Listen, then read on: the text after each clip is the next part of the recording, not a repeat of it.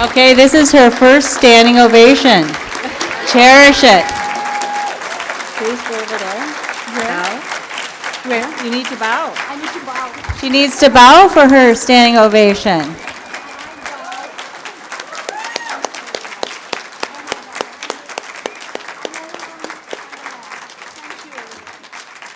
So now we open it up for a Q&A. Oh, I'm still here, okay. Yeah, you're not going anywhere. Okay. I So think Jen has been getting me with a leaky nose. it doesn't matter. You're doing a great job, Jen. So thank you, everyone who is watching virtually as well. We do have a microphone, and there'll be people walking around if you have a question. But I want to start with a question, which I know the answer to, but you should share with everyone. So recently, Savita made a new friend. And I want her to explain to you who her new friend is. Okay, I think I know who you're referring to. So we just got back from India and Nepal a week ago. And at the Delhi airport on our return, we were sitting in a bar and drinking beers. It was 1 a.m., probably all flights from India take off around then. And this guy is starting to walk out of the bar, and I asked Ramesh, "Is that Deepak Chopra?" And Ramesh goes, "That is Deepak Chopra." And this was the end of our trip, and we had taken many books, and I had one left. I yanked it out of my bag, and I don't think I've run in 20 years, but I ran. I ran after him, I caught up with him, and I just said, "I've written a book, I wanted to give it to you," and he took it with folded hands and said, "Thank you." And I came back to the bar, finished my beer. And I thought that he would probably have pitched it in a bin by now, and when it was time for us to board the flight, I made Ramesh look in bins as we were going. I'm like, if he's thrown it, I might as well retrieve it. So, and then we didn't think anything of it, and a few days later, 3 or 4 days after our return, we came back from our morning walk when we had seen Pat and Sean that morning, actually. Yes. And there's an email from the form processor from my website, so it doesn't say who it's from. And I opened it, and it was from Dr. Chopra. And it was just a one-liner, but it said, "Thank you for the gift of your book. I enjoyed reading it." And I was just in awe that. So I wrote back to him and said whatever I said, and I sent him a Zoom link that if he could join. And he was so gracious, he wrote back again, and he said he was still traveling and that he would send loving energy, and which I absolutely feel.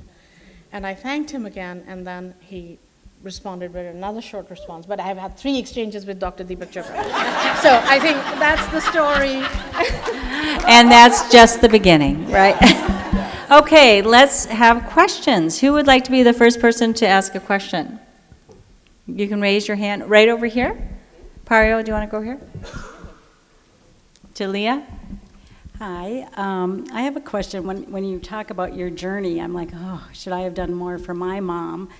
And then it sounds like you even thought that too. Did you do everything right? What advice would you have for someone who partakes on this journey of caring for a mother or father who's in their end years? What type of attitude should they have, or what would you recommend? Absolutely. Here.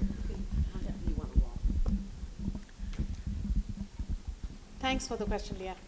I think the biggest thing for Ramesh and me, it was not an easy journey, and it never is, and there is never a right answer or a wrong answer. You just do what you do. But I think it's the commitment that once you commit that this is what you're going to do, then you just stay with that commitment, and you do the best you can, and then you don't second guess yourself, although that's a near impossible task. But so we and I was very, very lucky that I had so much support on my journey as I was going through that. But there is no right answer. So I don't have any words of advice as such other than you commit and then you do it. And if you can't, don't feel guilty, because everybody has a different, circumstances and what they're going through. So don't hear my journey as that everybody has to do that, because my circumstances were very different. Great, thank you. Next question? Over here?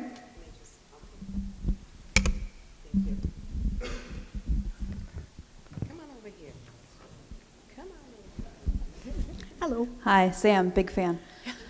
So I'm wondering, the journey you went through with your mother, what was your relationship like growing up with your mother? How did it grow and evolve over the years, and how did it change once you took on this caretaking role? Did you find that it strengthened your relationship from before? Did it change it drastically from what it was before? What led up to where it ended? Sure. I'm one of those lucky ones. I had a phenomenal relationship with my mother, and it stayed that. And we were friends, and we remained friends. However, she never gave up on her parenting role. And I share this in my book. I don't know, you're just getting the book, so you'll read it. But in one of the passages I share, I was whining about something. And she listened to me whine. And here is this woman. She was fairly dependent on me for her physical care, her, support and everything. And she minced no words to parent for me. And I'm ever so grateful. So she was my dearest friend, but she continued to remain my mother, and till the very last moment. So I'm blessed. Thank you. Thank you, Sam. Great question. Who else would like to ask a question? Yes, in the back? Mario, right in the back? Rhonda. Yeah. Hi, thank you. This is so wonderful to hear what the book is about. I have driven all around the Twin Cities to get here. I'm so sorry. I was on Zoom in the car to get here. We're blaming Beyonce, okay? Exactly. But when it said I could be here at 7:30, I was like, I'm coming. But I wanted to say that your book is so timely, because I had no idea what it was about. I was like, I'm just going because I want to support you. And I'm just wondering, as your parents were aging, how did you know, as you're observing them change, when it was time to really step in, that, there's the small change, and then there's the, no, this is it. Like, were there moments, was it a big thing, or was it a little thing that made you know, now I've got to do this? Yeah. Thanks, Rhonda. So in 2014, as I said in my talk, that I could see signs of distress for health issues. And that's when I started doing short-term projects, because I wanted to have the freedom to go back and forth. And I think it tells you, life and time tell you. And for me, it was a very marked event that her nephrologist said, okay, it's time for dialysis, and it was recommended that we do the kind of dialysis that can be done at home every day, and I knew that she needed support for that to happen. And then it was a choice we made. It's not like she was dependent on us. Life always finds a way. So it wasn't just that we were doing something extraordinary for her. We just chose to do that. But it was a very, very decided, it was a precise moment in time. Yeah. Did I answer that for you? Yeah. Okay. Do we have some more questions? Yes, over here.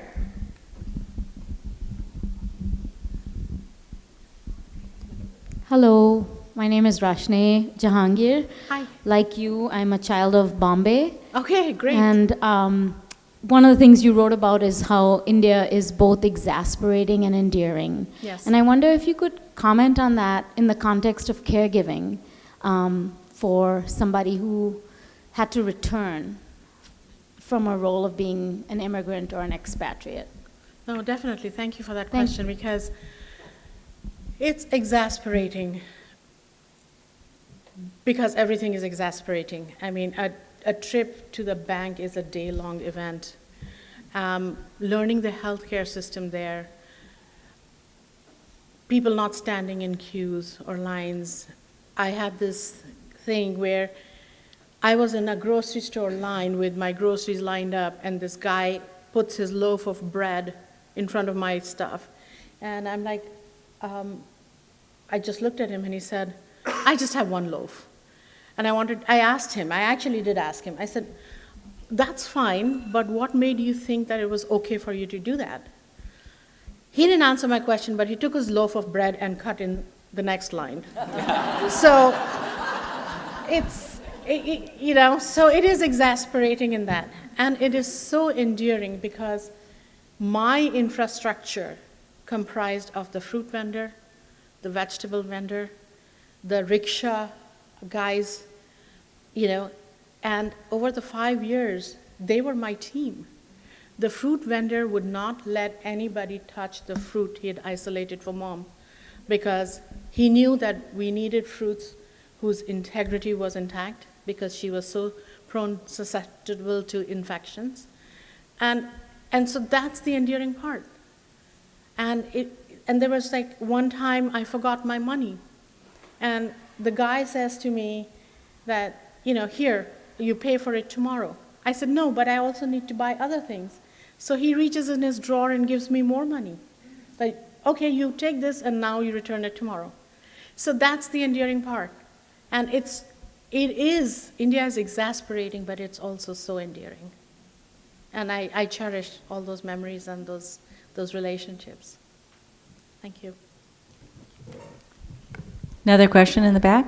I was going to make a comment. I don't know if there are other doctors in attendance today, but I'm a young doctor, and I wish I could give this book out to every patient I see and everybody who's next to me.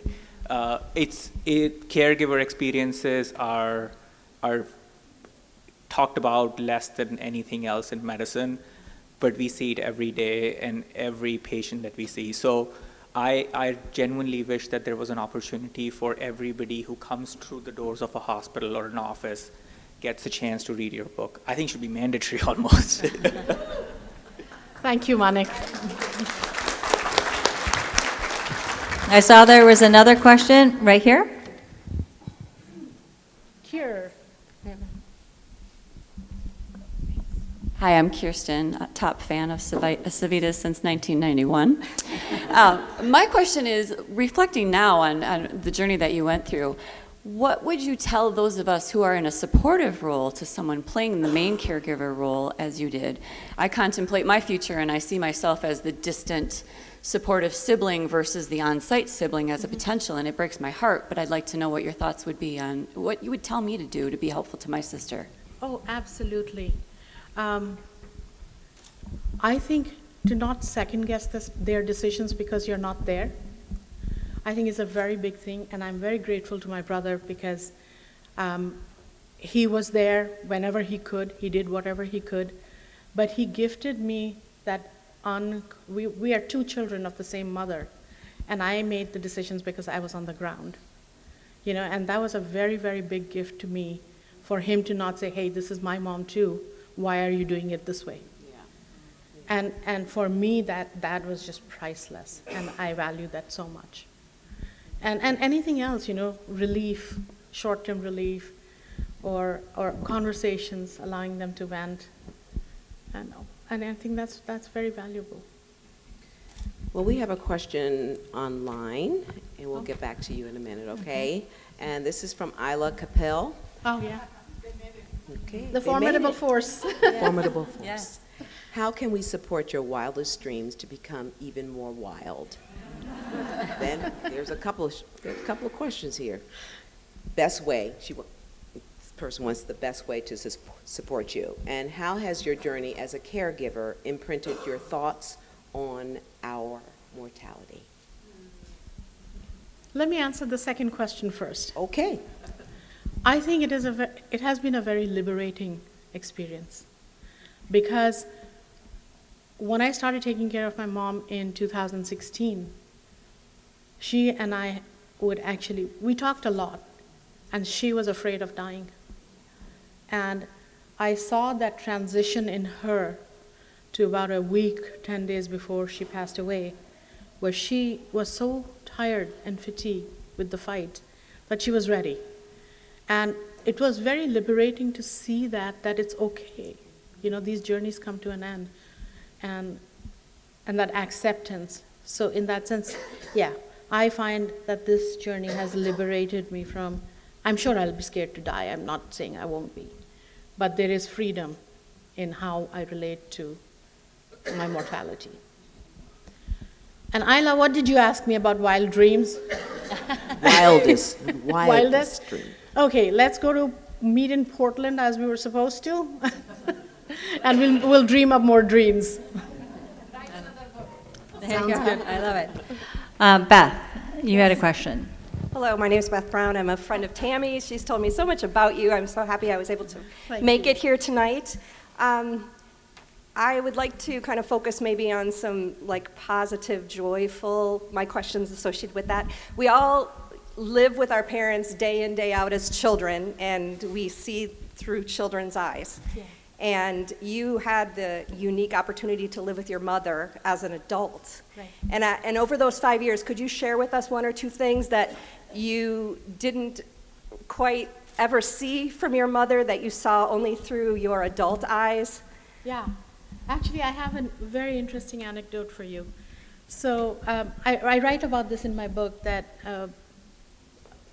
1 hour of the afternoon time was a very intense dialysis hour for her. And she and I would talk about everything under the sun. And that's the time where she started talking about her. I never thought of my mother as a woman, right? And one time she shared a story about her being in college and how this boy had vandalized the college walls expressing his undying love for her. And it was not my father. And so it was, you know, that was a moment where I saw her as a young woman. And another time she told me about somebody I knew, and that guy had a crush on me or something.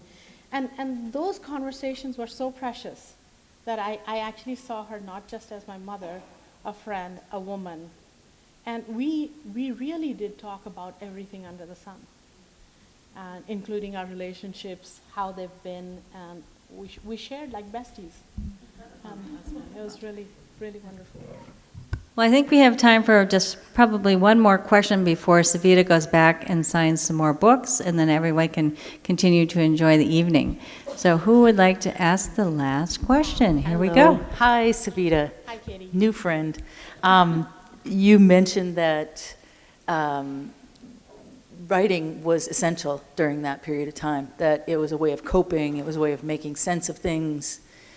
The other stuff you might have been doing in your life to fill your time was not accessible. And so I'm thinking about your next book. I have some ideas.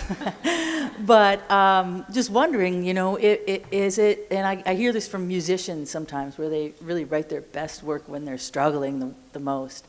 How do you think about writing from a place of, happiness or contentment without that kind of struggle?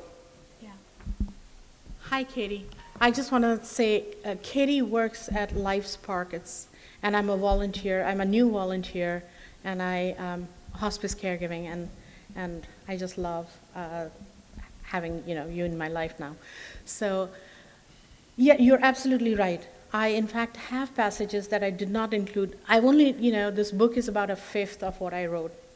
And I very clearly recall several times writing, if life was going good, I was not writing. Yeah. And I found that I only had things to say when I was struggling. So as my next book, I'm doing a family cookbook. and I'm the beneficiary. Yeah, there you go. And I can vouch for her cooking. I think we all can. Yes, thank you. Absolutely. Absolutely. Yeah. So, yeah, with anecdotes. So it's still writing, but it's a family, it's stories of my mother, her older sisters, my sister-in-laws, mother-in-laws, and over the last 30 years, we've been collecting these recipes. So I think, that's kind of what I've been working on. So. I did see one hand here. I'm going to let you ask a Jeff. question. Go ahead.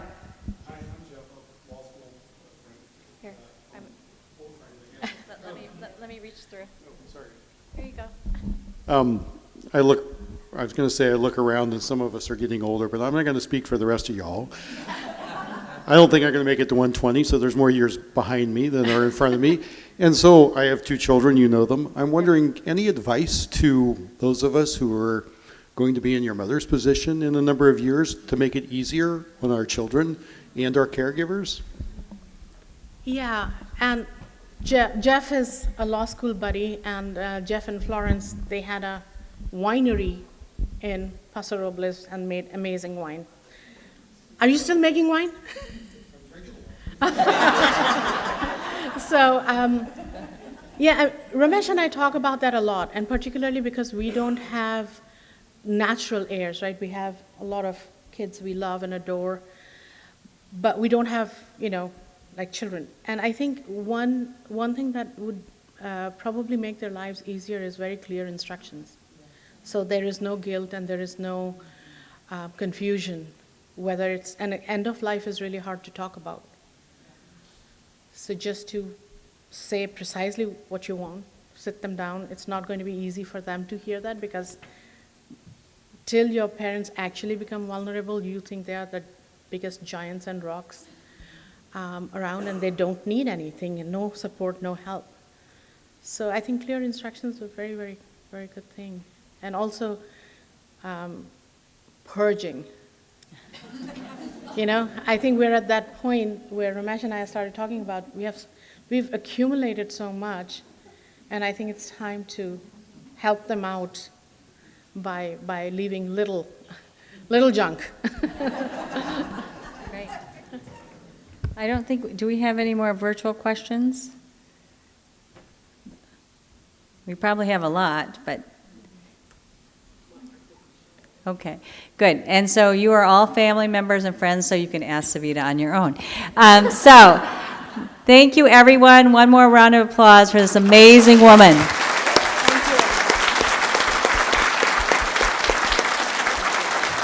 Now, Savita will be really quickly